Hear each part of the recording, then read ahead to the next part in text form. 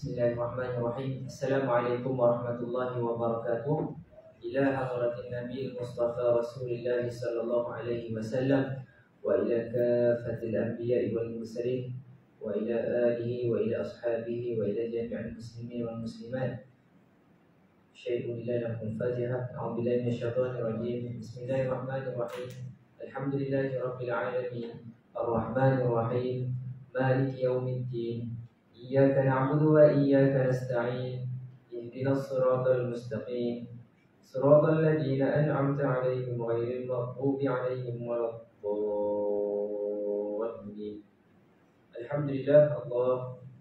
اللهم علمنا ما ينفعنا وانفعنا بما علمتنا. اللهم آمين.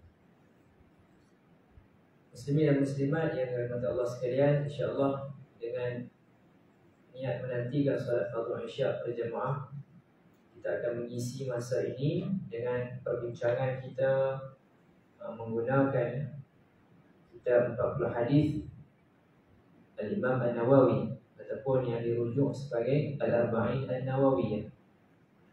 Jadi minggu lepas merupakan pertemuan pertama kita dengan memulakan perbincangan tentang kitab 40 hadis Imam An-Nawawi. Jadi sebelum ini kita telah tamatkan perbincangan tentang 40 hadis akhlak mulia. Kemudian diteruskan dengan 40 hadis amalan yang mudah namun pahalanya berganda. Ya. Dan insya-Allah alhamdulillah dengan izin Allah Subhanahu wa taala sekarang kita meneruskan dengan perbincangan seterusnya menggunakan kitab 40 hadis Imam An-Nawawi. Baik. Pada pertemuan yang lepas kita telah memulakan dengan serba sedikit pengenalan dengan biodata, biografi Imam An-Nawawi rahimahullah taala. Baik.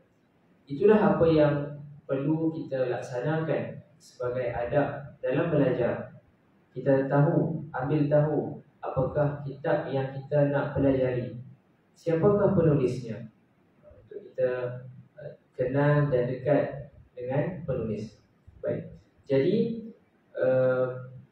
kita telah sebutkan pada pertemuan yang lepas bagaimana Al-Imam An-Nawawi rahimahullah taala adalah salah seorang imam yang besar dalam mazhab Asy-Syafi'i, mazhab Imam Asy-Syafi'i. Ya. Baik. Pada hari ini insya-Allah kita akan teruskan perbincangan berkenaan pengenalan Imam An-Nawawi. Baik, kita lihat di sini pada pertemuan yang lepas kita telah bincangkan siapakah guru-guru Al-Imam An-Nawawi. Jadi sangat jelas bahawa Al-Imam An-Nawawi telah telah menjalani proses belajar dengan para ulama yang besar-besar ya, dan dimaklumkan bahawa Al-Imam An-Nawawi menghadiri pelajaran sebanyak 12 mata pelajaran pada setiap hari ya. Dan Imam An-Nawawi digambarkan begitu bersemangat ya, bersungguh-sungguh dalam menuntut ilmu. Dan dinyatakan bahawa ada pada waktu malam Al-Imam An-Nawawi tidak tidur nyenyak kerana kesungguhannya untuk belajar ilmu. Baik. Seterusnya saya juga mengambil manfaat daripada pengajaran-pengajaran daripada ustaz-ustaz dan penceramah-penceramah yang membicarakan tentang kepribadian Al-Imam An-Nawawi ya. Antaranya dinyatakan oleh mantan Mufti Mesir Dr. Al-Alamah Al-Imam Dr. Ali Jumu'ah dan juga Dr. Usama Al-Azhari dalam menggambarkan kepribadian Imam An-Nawawi ya. Beliau adalah suatu petunjuk, suatu contoh, suatu ayat dari sudut keilmuan dan ketakwaan, dari sudut akhlak, dari sudut kezuhudan Al-Imam An-Nawawi ya. Dan pada hari ini juga saya mengambil manfaat untuk membuat ulang kaji murajaah berkenaan dengan perbincangan 40 hadis ini. Saya mengikuti ya rakaman kuliah yang disampaikan oleh penulis kitab ini lah sini. Untuk maklumat semua kita menggunakan syarah hadis 40-an yang ditulis oleh Dr. Zulkifli Muhammad Al-Bakri. Yang ini terbitan pustaka Cahaya Kasturi. Yang tajuknya Syarah Hadis 40 Imam An-Nawawi. Jadi kalau ada kesempatan dan kesungguhan boleh dapatkan buku ini. Kosnya sekitar RM60. Kalau dibeli dengan platform online ya. Baik. Jadi Dr. Zulkifli Al-Bakri ada menceritakan bahawa Imam An-Nawawi ini menjalani kehidupan yang sederhana dan lebih-lebih lagi ya, dalam kesungguhan beliau dalam menuntut ilmu, beliau banyak berpuasa. Dan dikatakan bahawa Al-Imam An-Nawawi melakukan puasa yang berterusan. Ya, dikatakan waktu makan Imam An-Nawawi ini sekadar pada waktu sahur sahaja. Ya. Dan dalam majlis ilmu yang sebelum ini juga Dr. Ali Jumaah menyebutkan bahawa Al-Imam An-Nawawi berpuasa yang dikatakan sebagai puasa dahar, puasa berterusan, melainkan pada hari-hari yang telah dilarang untuk berpuasa ya. Jadi Al-Imam An-Nawawi berterusan berpuasa. Dan Dr. Zulkifli Al-Bakri menyebutkan secara mudahnya menyatakan bahawa makan ini adalah benda yang kita pun boleh menggunakan masa. Jadi ulama kita sangat bersungguh-sungguh menguruskan masa mereka. Jadi banyak di antara mereka yang sangat menjaga masa dan digunakan waktu-waktu makan. Ada yang berpuasa banyak, ada yang waktu makan disuap oleh orang lain supaya dia dapat menggunakan masa itu untuk menuntut ilmu. Baik. Kita teruskan ya. Dalam kitab ini Dr. Zulkifli Al-Bakri ada menyebutkan ya,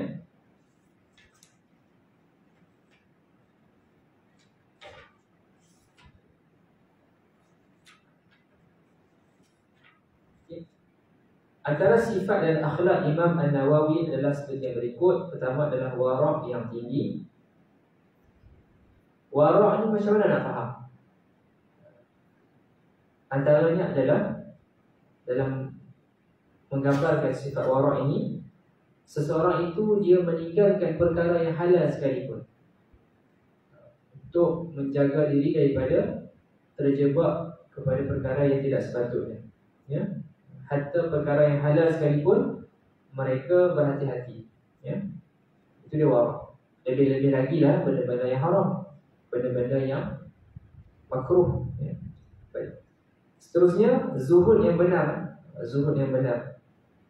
Tadi saya juga mendengar Dr. Zulkifli Al-Bakri menyebutkan bagaimana perjalanan ilmu Al-Imam An-Nawawi tidaklah begitu mewah dan di sini dapat dilihat kezuhudan Imam An-Nawawi. Seterusnya tidak menunjukkan kemewahan, bahkan berpada-pada dengan apa yang ada. Ya, ini antara kepribadian Imam An-Nawawi. Seterusnya bertakwa dan qanaah, sentiasa merasa cukup. Ini adalah sikap akhlak mulia oleh Imam An-Nawawi. Ya. Dan benda ini pun perlu kita jadikan pengajaran dalam kehidupan kita. Saya pernah terbaca ada perkongsian nasihat yang disampaikan kepada kita. Jangan kita meminta kurniaan yang banyak semata-mata kita berdoa minta dikurniakan rezeki yang banyak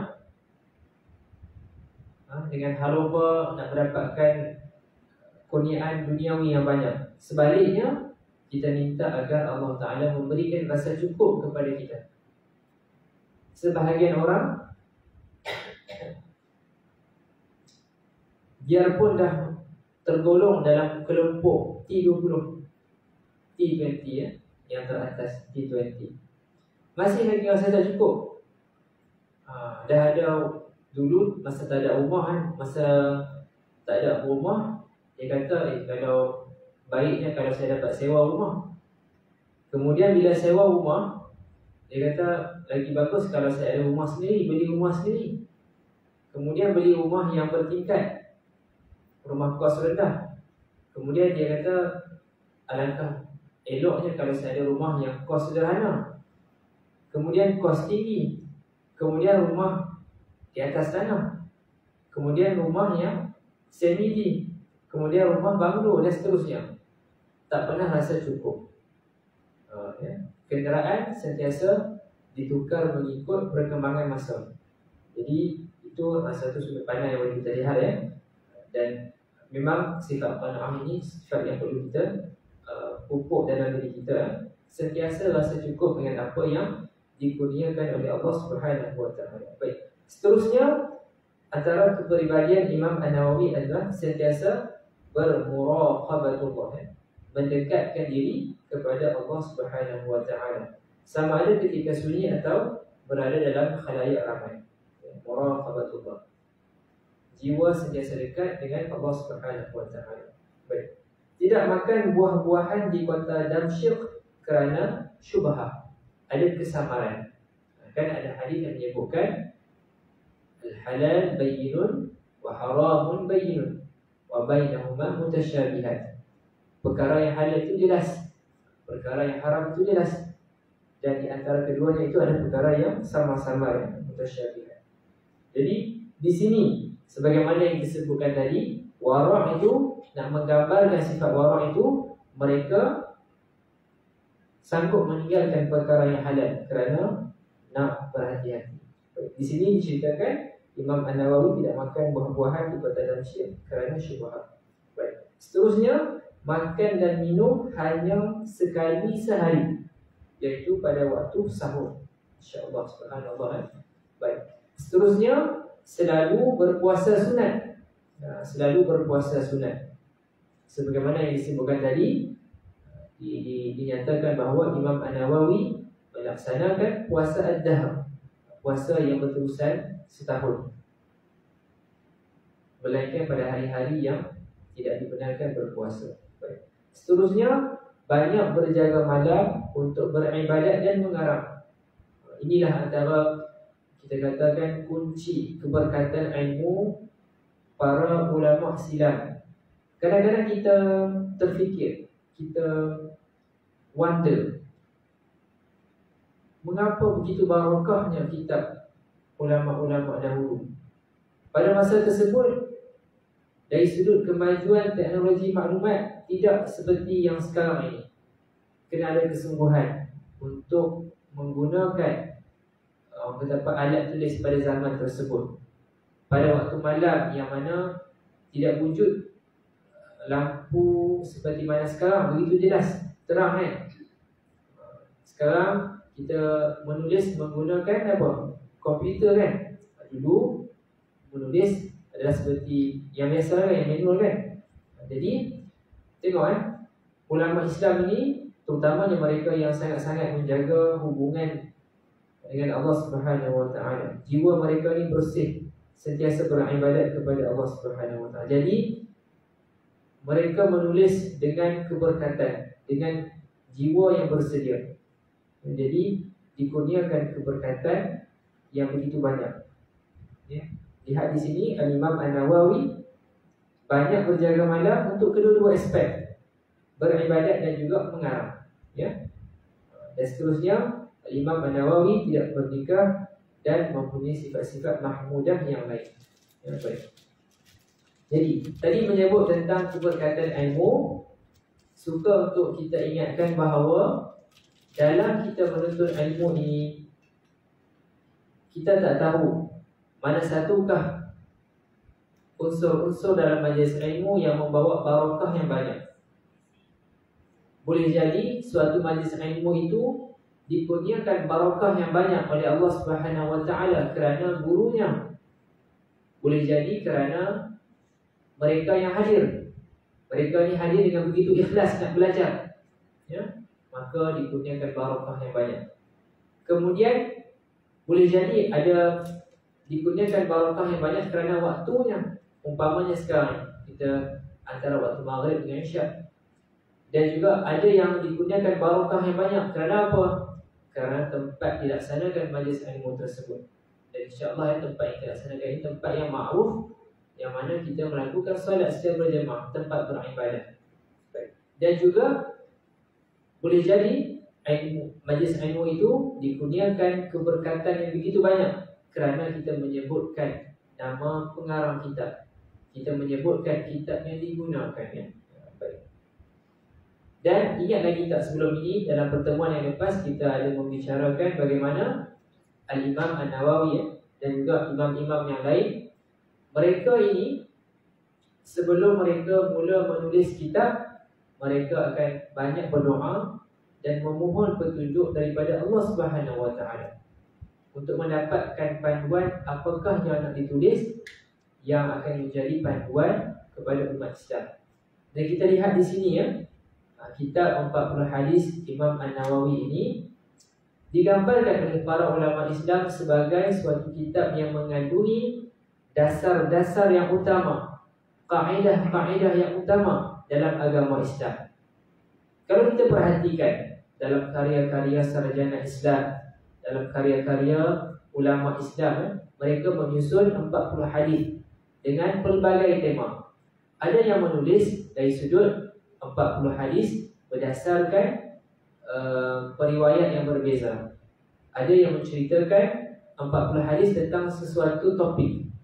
Contohnya sebelum ini kita membicarakan 40 hadis tentang akhlak yang mulia dan seumpamanya. Namun di sini Al-Imam An-Nawawi menyusun 40 hadis yang digambarkan sebagai hadis-hadis yang merupakan dasar-dasar utama dalam agama Islam. Lihatnya bagaimana Al-Imam An-Nawawi dengan kesungguhan beliau, dengan penguasaan ilmu beliau yang sangat kuat, yang sangat luas, merangkumi bidang ilmu hadis dan juga ilmu fiqh, maka Al-Imam An-Nawawi memilih 42 hadis yang merupakan hadis yang sangat penting, yang menjadi dasar-dasar agama Islam. Bayangkan daripada ratusan ribu hadis yang ada itu, Al-Imam An-Nawawi memilih 42 hadis ini yang akan dijadikan panduan dasar-dasar dan kaedah-kaedah dalam agama. Baik, itu dia. Itulah sedikit yang kita nak sambung, bagaimana kita nak cuba lebih mengenali siapakah musannif, siapakah muallif pengarang kitab ini yang penuh barakah, iaitu Syekhul Islam Muhyiddin Al-Imam An-Nawawi. Al-Imam An-Nawawi. Baik, InsyaAllah pada pertemuan akan datang kita akan sambung pengenalan dengan Imam An-Nawawi, yang kita akan teruskan berkenaan bagaimana pengikhtirafannya, ujian yang diberikan oleh ulama lain kepada Al-Imam An-Nawawi. Baik, satu lagi, saya baru tadi saya terfikir, dalam kita nak memahami ilmu-ilmu Islam ini, bagus juga untuk kita tahu dia punya garis masa tersebut, timeline tersebut. Saya bagi satu soalan. Imam Al-Ghazali rahimahullah ta'ala dengan Imam An-Nawawi, siapa yang dilahirkan lebih dahulu? Dia punya timeline dia. Kat Malaysia kan kita banyak menggunakan karya ilmu Imam Al-Ghazali dan Imam An-Nawawi. Siapa lebih dahulu yang dilahirkan? Siapa yang datang dulu? Imam Al-Ghazali dan Imam An-Nawawi. Imam Al-Ghazali Imam Al-Ghazali.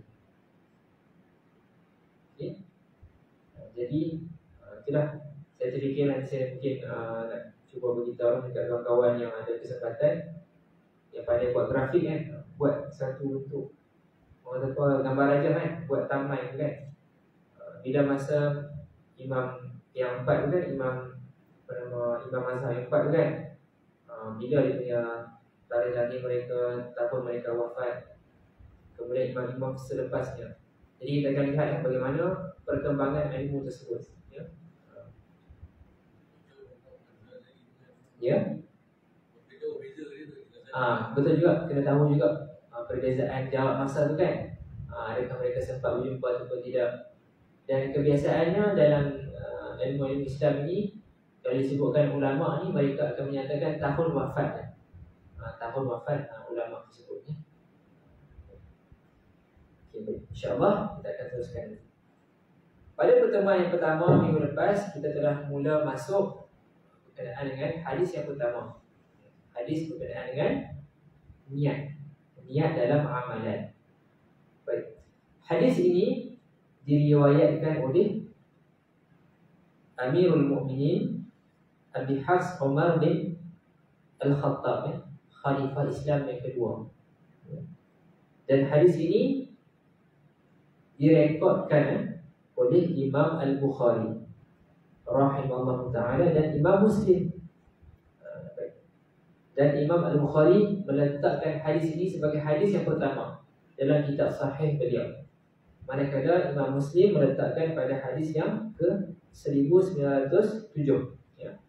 Jadi contohnya buku ini dinyatakan sistemnya, kalau riwayat Imam Al-Bukhari dalam kurungan 1 itu menunjukkan susunan hadis tersebut dalam kitab sahih tersebut. Baik. Jadi hadis ini diriwayatkan oleh sahabat Nabi, iaitu Sayyidina Umar Al-Khattab, dan seterusnya. Riwayat hadis tersebut dikumpulkan dan direkodkan oleh Imam Bukhari dan Imam Muslim dalam kitab hadis mereka. Baik.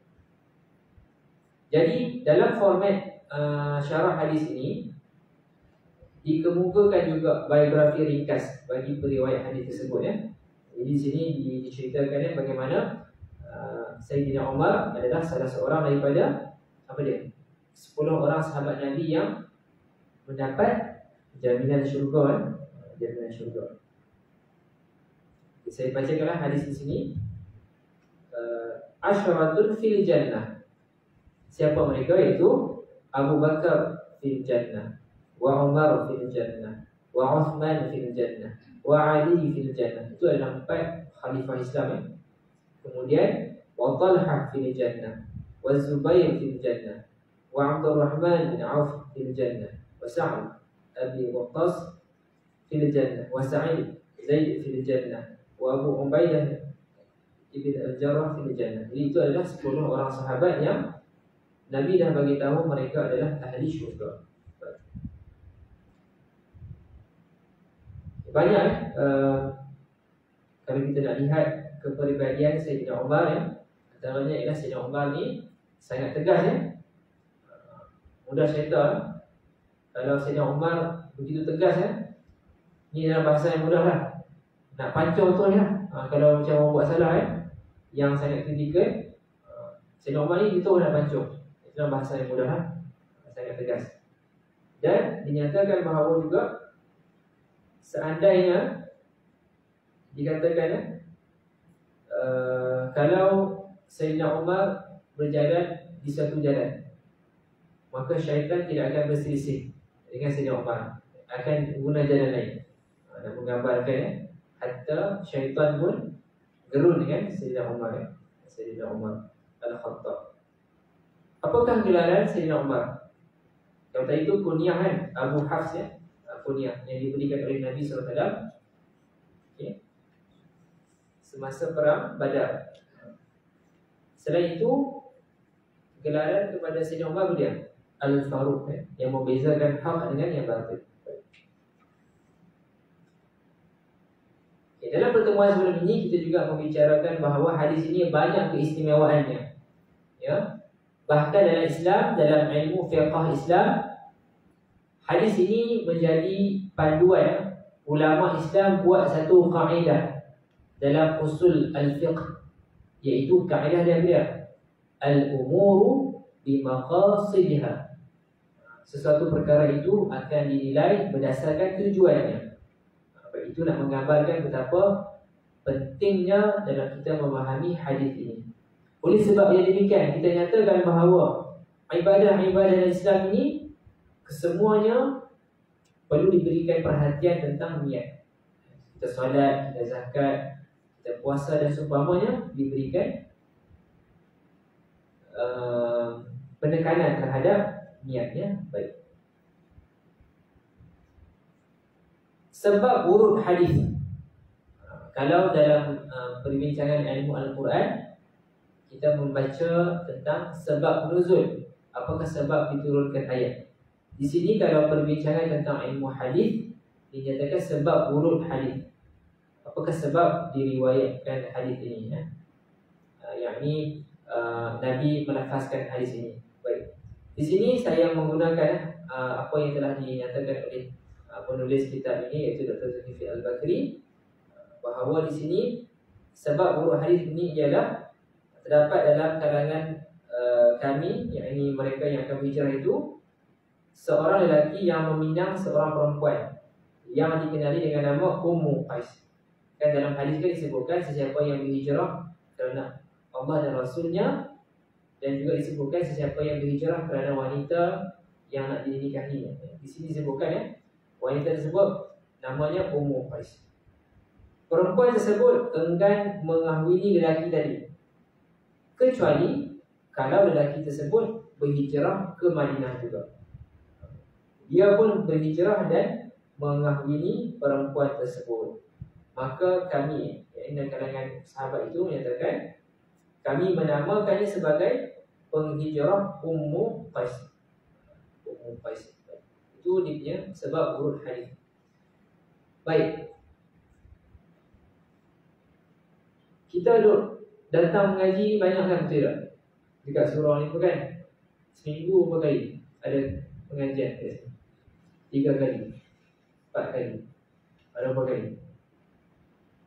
Lebih kurang macam tu kan. Saya nampak poster sebutkan 3 sesi kan seminggu. Alhamdulillah kalau kita sempat hadir semua secara fizikal macam ni, ataupun kalau tak sempat hadir kita ikuti live yang disiarkan, ataupun kita ikut balik recorded live tersebut. Jadi mulai sekarang ni kita kena mula fikirkan daripada ilmu-ilmu yang dibincangkan ni, macam mana kita nak aplikasikan dalam hidup kita. Okay. Kita main duduk dalam majlis ilmu ni dah cantik sangat dah elok sangat dah.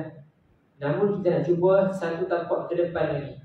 Bagaimana kita nak cuba dapatkan faedah ilmu ni nak diamalkan dalam hidup kita. Sebelum ni kita duk bincang tentang hadis akhlak. Kita dah tekankan. Dulu kita pernah bincangkan bagaimana hatta dalam solat sekalipun, imam kena ambil tahu keadaan makmum. Tengok makmum macam mana. Mungkin ada makmum yang tak boleh terlalu lambat. Mungkin hari tu dia ada keuzuran, maka tak boleh lama sangat. Kan ada peristiwa kan bagaimana Nabi SAW mendengar tangisan budak kan. Nabi tidak melambat-lambatkan solat tersebut, memanjangkan solat tersebut. Sama juga kalaulah jemaah itu pun kebanyakannya keuzuran, dia punya pace dia tu kena slow sikit. Tak boleh imam maju sangat. Mentang-mentang imam muda kan, dia sihat apa semua, laju dia semayang. Makmum semua penat, semput, tak sempat nak ikut imam. Itu pun bahaya juga. Jadi imam kena melihat keadaan. Dan kita juga telah membincangkan tentang hadis amalan, 40 hadis tentang amalan. Itu pun ada peluang kita nak amalkan. Contohnya selepas solat kita baca ayat kursi. Jangan tinggal benda ni. Sebab Nabi beritahu, sesiapa yang membaca ayat kursi selepas solat fardu, tidak ada yang memisahkan dia dengan syurga melainkan kematian. Maksud kata, jika kita istiqamah membaca ayat kursi selepas solat fardu, insya-Allah ganjaran yang nanti adalah syurga. Tapi kena faham juga, bukan maksud kata baca ayat kursi saja, kena semayang sekali lah. Solat fardu kan, selagi dia faham macam tu, dia kata saya tunggulah semua orang dah habis semayang, saya nak baca ayat kursi saja. Tak, maksud kata kita sendiri kena solat. Baik. Jadi mulai sekarang insya-Allah perbincangan kita dalam kitab 40 hadis Imam An-Nawawi ini juga kita nak cuba fikirkan, nak cuba propose macam mana saya nak amalkan faedah ilmu ini dalam kehidupan hidup kita. Okay, baik. Jadi di sini kita mengambil manfaat daripada apa yang telah disusun oleh Dr. Zulkifli Al-Bakri. Baik, di sini Dr. Zulkifli Al-Bakri ada menyatakan antara faedahnya ialah yang pertama, ulama telah bersepakat bahawa amalan kita ini akan dikira dan akan mendapat pahala berdasarkan niat yang kita hadirkan.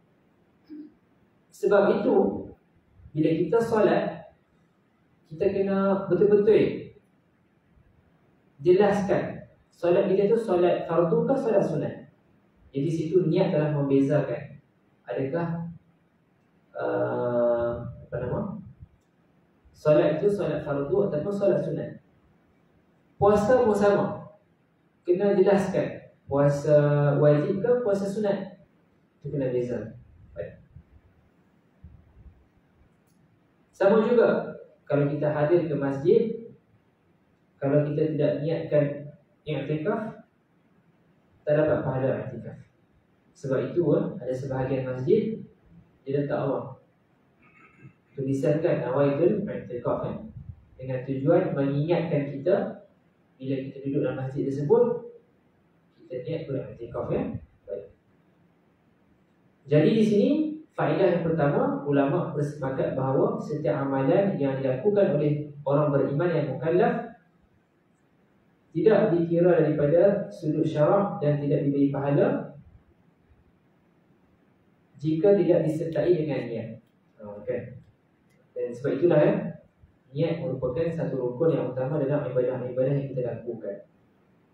Sama jugalah kita mandi, mandi wajib, mandi sunat, maka kena dibezakan.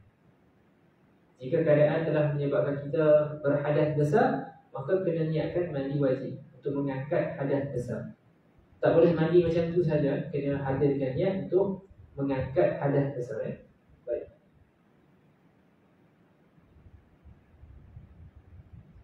Niat ni pula macam mana? Apakah maksud niat? Adakah niat tu kita kena tulis sebiji-sebiji dalam otak kita? Sahaja aku solat fardu dan sebagainya. Kalau macam tu lambatlah, tak boleh ihram ya. Allah, sampai setengah orang tu dia diuji dengan keyakinan dia sampai dia berulang kali kena ulang. Baik. Jadi niat ni antara ta'rifan yang diberikan oleh ulama ialah qasdus syai' muqtarinan bil fi'li. Kita niatkan sesuatu itu dan disertai dengan perbuatan kita.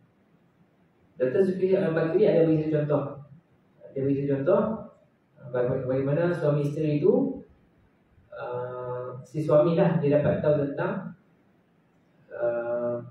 satu kedai makan nasi Arab yang sedap. Jadi dia bagi tahu, dia terfikir jadi yang pertama dia terfikir dalam fikiran dia nak pergi makan dekat nasi Arab. Kemudian dia bagi tahu dekat pasangan dia kata malam ni tak payah masak apa semua, kita akan pergi makan dekat kedai Arab, nasi Arab tersebut.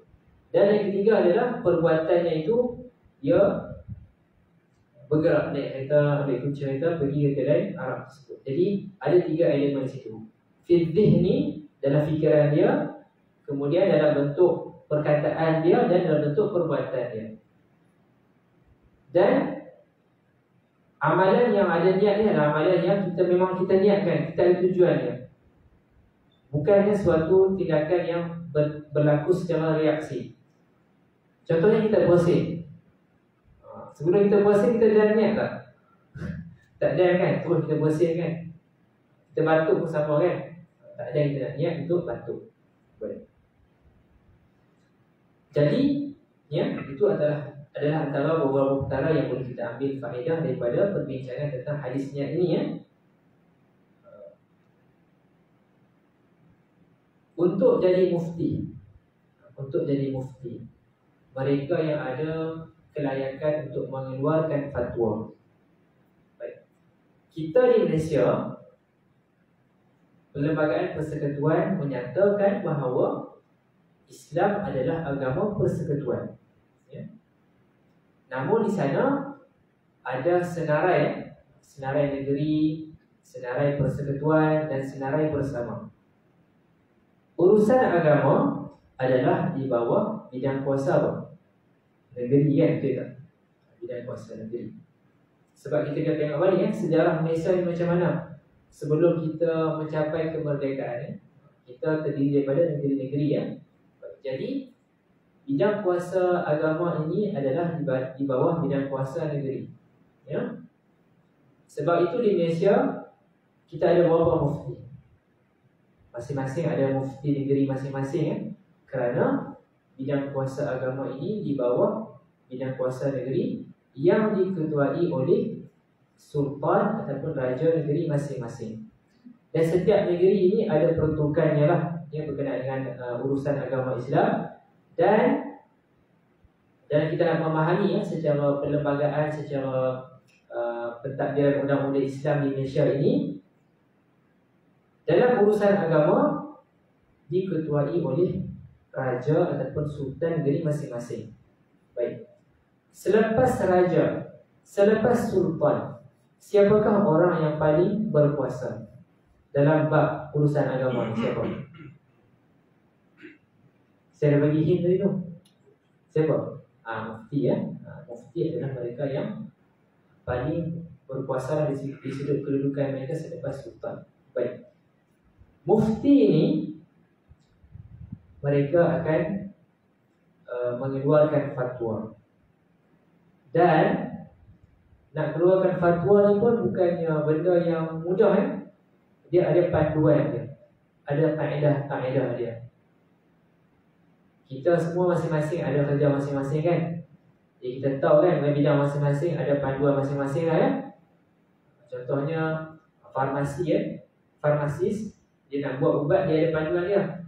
Dia kena ada kaedah dia. Nak jadi pilot dia ada dia punya senarai checklist dia Sebelum dia terbang, semasa dia terbang, sebelum dia mendarat, semua ada panduan dia. Itu dalam urusan-urusan duniawi yang mana kita lihat ada panduan yang jelas. Begitu juga lebih-lebih lagi dalam urusan agama Maka dalam urusan agama ini dalam mengeluarkan fatwa dia ada panduan dia.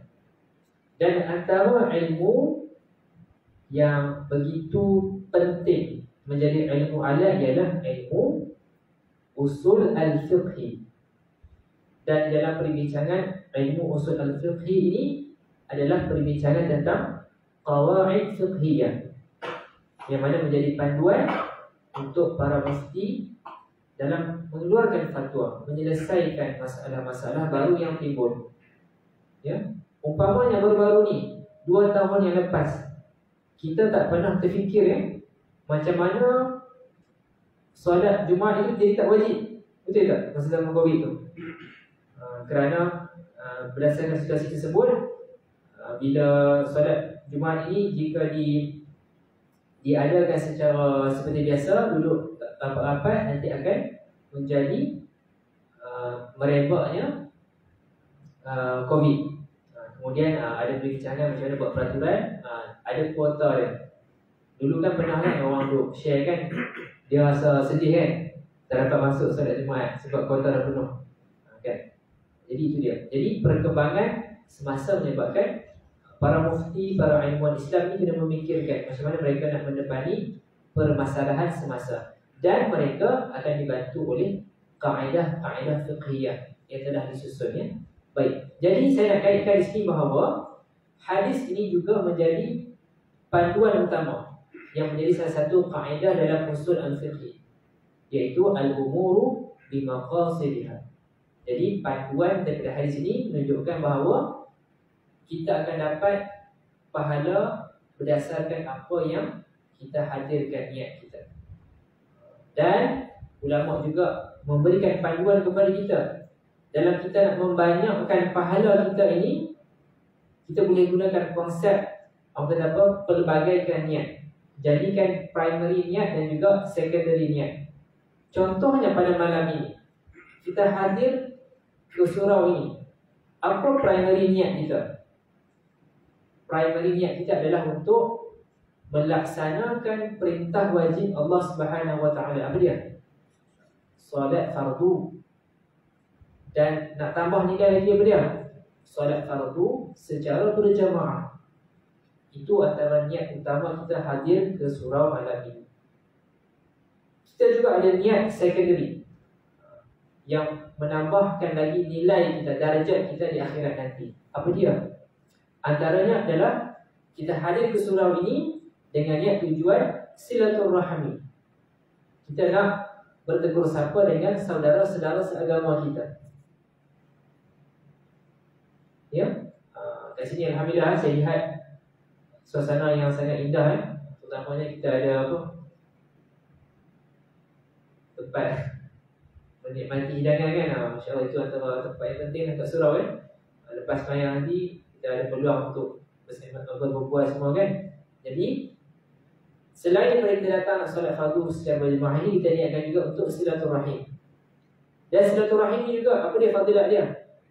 Mafhum hadis menyebutkan sesiapa yang ingin umurnya dipanjangkan, maka dia kena menghubungkan silaturahim. Kemudian dulu hadis akhlak kita bincangkan apa dia? Kalau kita jumpa saudara seagama kita, kita salam dengan dia, apa berlaku? Kita berjabat tangan dengan dia, apa yang berlaku? Gugur dosa kecil betul tak? Kemudian apa dia lagi? Tentang hadis akhlak mulia, senyum dekat orang pun dapat pahala, betul tak? Itu dia. Jadi itu semua peluang yang terdetik.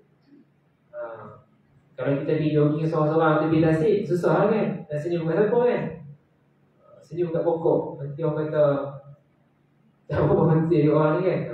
Jadi main tempat macam ni lah kita ada peluang nak senyum, nak berjabat tangan, nak bertanya khabar kan?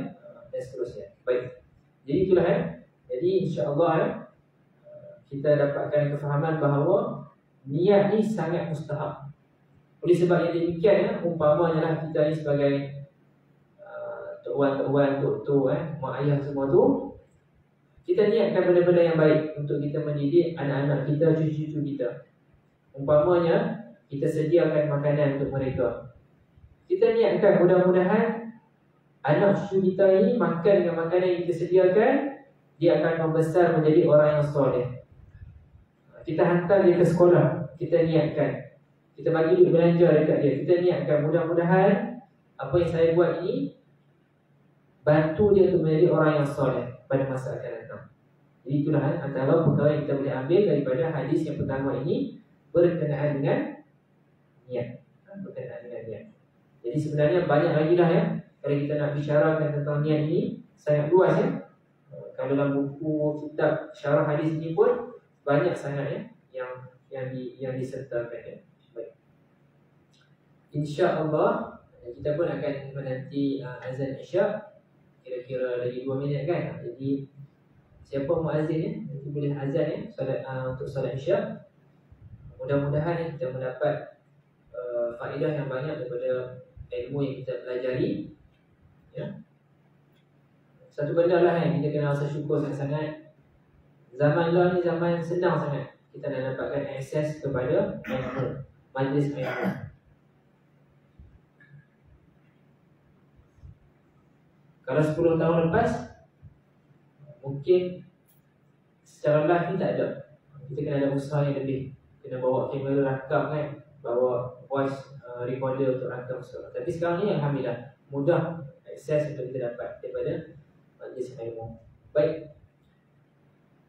InsyaAllah saya juga akan menghadiri daurah ataupun majlis ilmu, perbincangan ilmu tentang 40 hadis juga yang akan dilaksanakan.